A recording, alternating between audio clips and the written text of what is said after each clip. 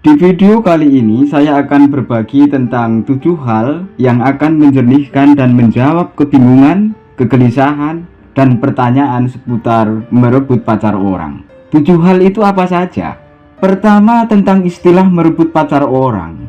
Istilah itu tidak sepenuhnya tepat. Mengapa? Sebab si wanita itu bukan barang, bukan tutup botol yang bisa direbut atau diperebutkan. Ia manusia, ia punya rasa, punya pikiran. Ia memilih denganmu atau dengan yang lain.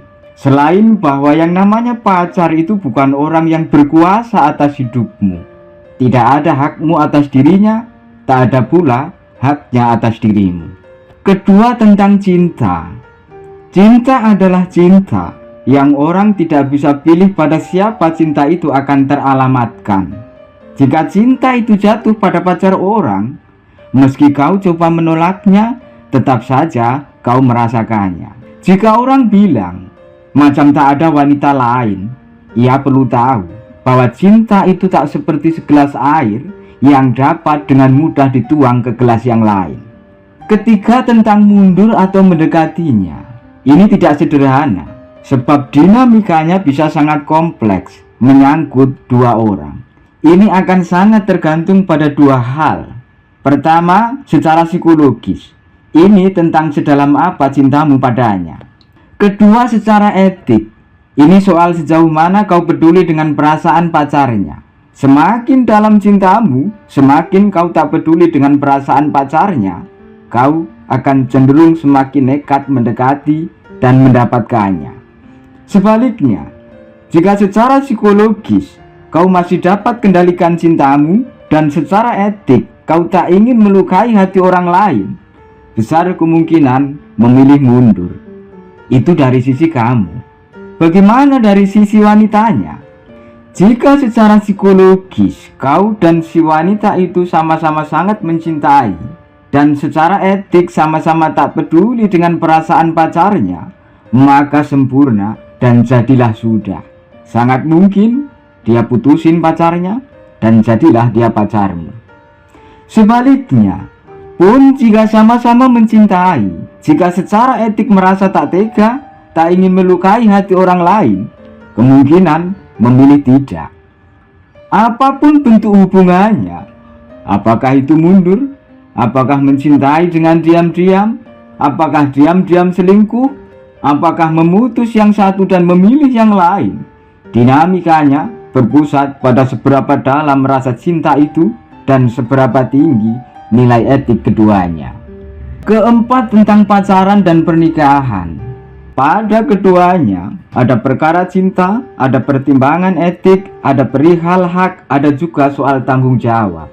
Maka sebaiknya janganlah mendekati wanita yang sudah punya pacar dengan tujuan memacarinya, apalagi secara terang-terangan berusaha merebutnya.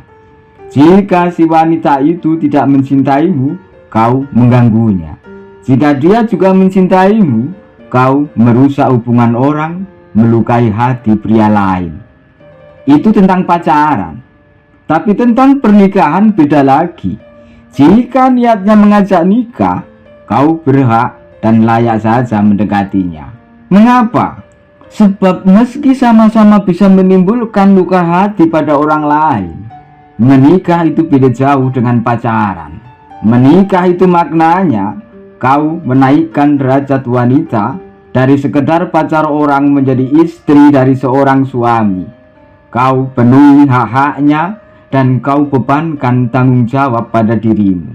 Kalau sekedar menjadi pacar barunya, ini sebatas perkara cinta, perihal hati, dan soal kesenangan yang bisa jadi sementara, yang mungkin saja sekedar mengisi kekosongan.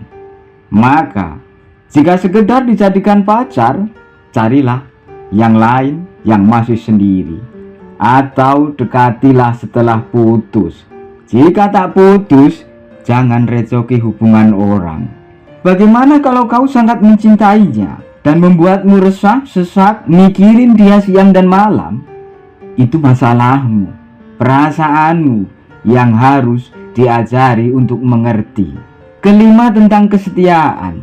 Apakah wanita perlu setia pada pacarnya jika ada pria lain yang mengajaknya menikah? Jawabannya adalah iya. Tapi dengan catatan pacarnya itu juga punya komitmen menikahinya. Jika pacarnya tidak punya komitmen atau tidak punya arah yang jelas dan konkret menuju pernikahan, tak ada gunanya bersetia dengan seseorang yang hanya dan hanya menjadikannya pacar. Menikah dengan seseorang yang punya komitmen itu lebih masuk akal, lebih baik, lebih dewasa ketimbang sekedar pacaran dan pacaran dengan orang yang dicintai. Jika hobinya memang sekedar pacaran, itu lain perkara. Keenam, tentang kesungguhan. Jika seorang wanita meninggalkan pacarnya demi menikah denganmu, itu bisa dimaknai bahwa ia sungguh serius. Serius, kesungguhan itu lebih bernilai ketimbang dicintai. Kalau dia tidak serius denganmu, dia tidak akan tinggalkan pacarnya dan mau kau ajak nikah. Ini bisa bermakna positif dengan catatan secara objektif kau dalam banyak hal lebih baik, lebih unggul daripada pria yang ditinggalkannya. Jika kau tidak lebih baik, tidak lebih unggul dari pacar yang ditinggalkannya, sadar atau tidak, sejatinya kau egois dan menyesatkan wanita itu. Kau menggagalkan wanita mendapatkan pria yang lebih tepat. Jadi harus bagaimana? Jika menurutmu dia adalah wanita yang tepat untukmu, kau harus berjanji pada dirimu sendiri akan menjadi pria yang lebih baik, yang lebih berkualitas, yang bertanggung jawab. Kau harus pastikan bersamamu hidupnya baik-baik saja. Mengapa? Ingat, dia tinggalkan pacarnya demi kamu. Jangan bikin dia merugi, jangan bikin dia menyesal menikah denganmu. Ketujuh, tentang apa yang disebut sebagai karma, kutukan, ataupun mendapat balasan. Orang bilang, kalau pacarnya dia tinggalkan karena kamu, maka kamu pun bisa saja ditinggalkannya. Atau kau akan merasakan yang serupa itu. Di dunia ini, ada pria-pria dengan track record yang baik. Gak selingkuh, gak merebut pacar ataupun istri orang, tapi pacarnya atau istrinya justru selingkuh. Itu bukan karma percintaan, tapi karena mencintai orang yang tidak tepat, yang tidak setia. Istri yang selingkuh itu jelas tidak setia. Tapi wanita yang memutus meninggalkan pacarnya karena pria lain, itu tidak bisa serta-merta dimaknai sebagai tidak setia. Mengapa? Sebab baik dari pacar satu ganti ke pacar yang lain, ataupun beberapa pacar secara bersamaan, pada akhirnya wanita harus memilih dengan siapa ia akan menikah, berkembang biak, beranak pinak, dan menua bersama. Itulah haknya. Maka yang ditolak harus terima, yang ditinggalkan mesti berlapang dada, dan yang mendapatkannya wajib bertanggung jawab. Tak semua hal yang kau ingin harus diperturutkan, tapi segala yang kau miliki harus disadari.